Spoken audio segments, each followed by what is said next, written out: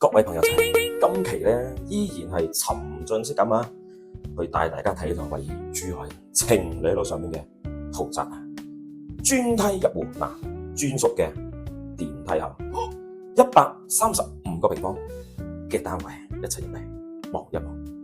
入嚟嘅左手邊就係你嘅廚房位置，廚房出到嚟一個餐廳位啦，呢邊係你嘅客廳。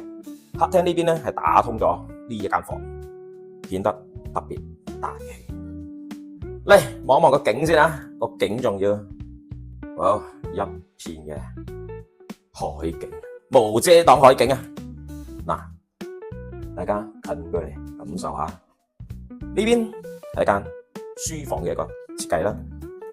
咁呢度可以作為一個兒童房啦去使用嘅。跟住我哋睇翻呢一邊，左手邊作為一個長輩房去用啦，冇問題嘅。呢度樓下就係九洲港碼頭啦，呢度搭船返香港只需1個小時。呢邊係你嘅一個乾濕分離嘅廁所。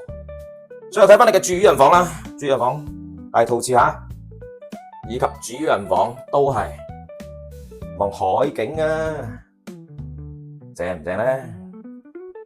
你可以選擇喺香港返工，跟住返呢度住，因為呢度坐船返香港只需要1粒鐘，就可以到香港嘅中港城碼頭啦。